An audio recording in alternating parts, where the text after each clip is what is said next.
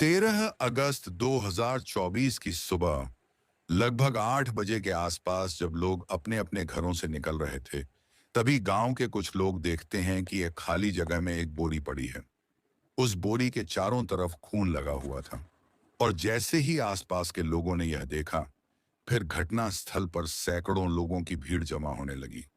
कुछ लोगों ने पुलिस को भी सूचना दे दिया था। कुछ देर बाद उस क्षेत्र की पुलिस भी मौके पर पहुंच जाती है। अब उस बोरी को खुलवाया जाता है तो उस बोरी से एक युवा लड़के की डेड बॉडी निकलती है। उस लड़के के गर्दन को किसी धारदार हथियार से रेता गया था और उसके पेट पर एक के बाद एक कई वार किए गए थे, जिसकी वजह से उसकी पेट की जो अंतड़ियां थीं वह बाहर निकल गई थी। साथ ही उस लड़के की हत्या करने से पहले उसे बुरी तरह से मारा पीटा गया था, जिसे देखकर ऐसा लग रहा था कि यह मामला किसी लव अफेयर का है। और पुलिस ने जब इस मामले में इन्वेस्टिगेशन करना शुरू किया तो उस लड़के के बारे में कोई जानकारी नहीं मिल पा रही थी। और जैसे ही यह घटना सोशल मीडिया पर वायरल हुआ तो एक अनजान व्यक्ति थाने में कॉल करता है और कहा कि हमारा बेटा 13 अगस्त 2024 की रात से लापता हो गया है। उसका मोबाइल भी बंद आ रहा है।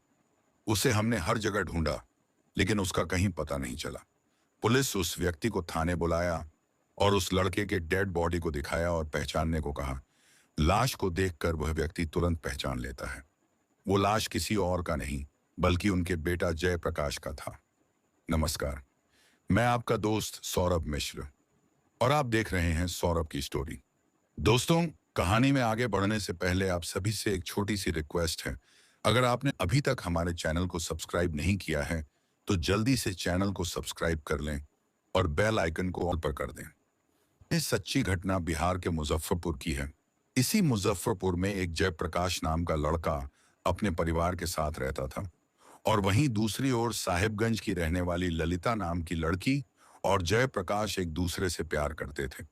इन दोनों की प्रेम कहानी साल 2021 से ही चालू हो गई थी, जब जयप्रकाश अपने मामा की बेटी के घर गया था। ललिता, जो कि जयप्रकाश की ममेरी बहन की ननद होती है, उसे देखते ही जयप्रकाश उससे प्यार कर बैठता है और प्यार का इजहार भी कर देता है।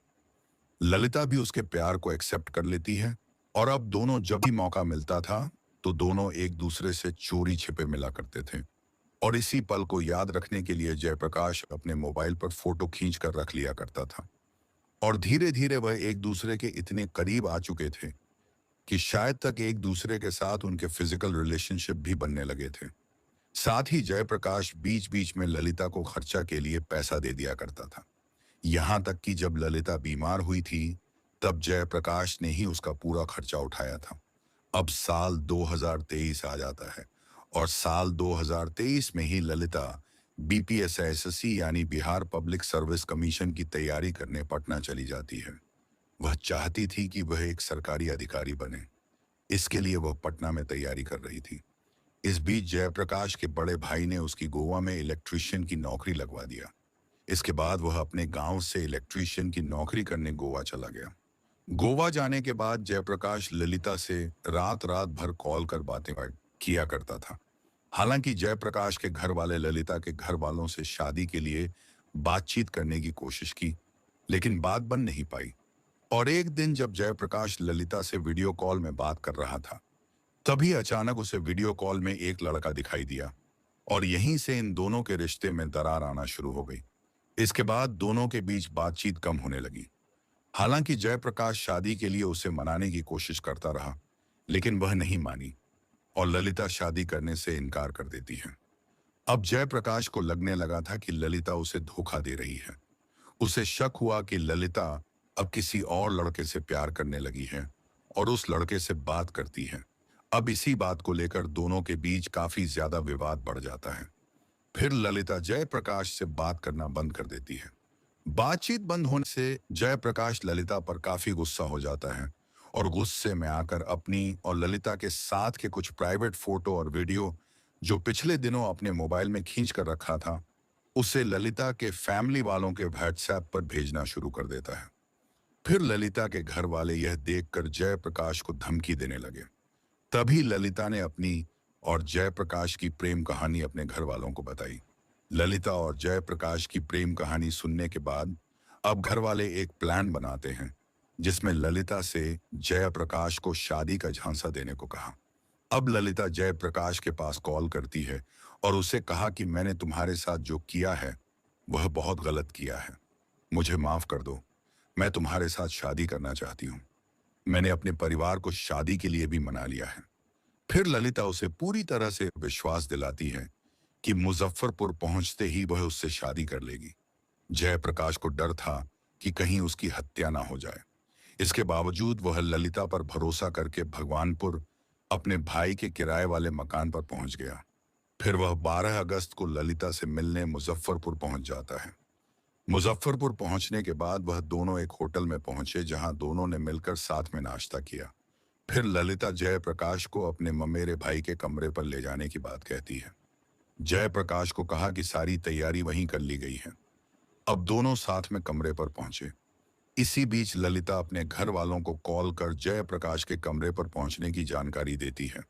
फिर ललिता के पिता, उसका भाई और मामा का लड़का तीनों उस रूम में पहुंच गए जिस रूम में जयप्रकाश और ललिता थे। वहां पहुंचते ही तीनों ने जयप्रकाश को मारना पीटना शुरू कर दिया और जब मन नहीं भरा तो उसकी गर्दन को चाकू से काट दिए। फिर उसके पेट पर चाकू से कई बार वार किए और जो उसकी पेट की अंतड़ियां थीं उसे भी बाहर निकाल दिए। इसके बाद भी वो तीनों जयप्रकाश के पेट पर चाकू से वार करते रहे और जब जयप्रकाश ने दम तोड़ दिया तो वह चारों उसी कमरे में ही उसकी लाश को एक सूटकेस में डालकर बोरी में बंद कर दिया। फिर उस बोरी को साइकिल पर रखा और घटना स्थल से करीब 100 मीटर दूर सहजानंद कॉलोनी के एक खाली जगह पर फेंक दिया। फिर अगले दिन वहां के स्थानीय लोगों ने इस बोरी को देखा और पुलिस को जानकारी दी। फिर पुलिस जयप्रकाश की लाश को कब्जे में लेकर पोस्टमार्टम के लिए भेज दिया और बाद में फैमिली वालों को बुलाकर बॉडी सौंप दी गई। हैरानी की बात तो यह है कि जो लड़की जयप्रकाश को इतना प्यार करती थी उसी ने उसका कत्ल करवा दिया। जयप्रकाश की गलती सिर्फ इतनी थी कि वह अपनी और ललिता की प्राइवेट फोटो और वीडियो उसके घर वालों को भेजा और इसी के चलते ललिता ने उसका कत्ल करवा दिया। फिलहाल पुलिस इन चारों आरोपियों के खिलाफ मुकदमा दर्ज कर उन्हें तलाश करने में जुटी है।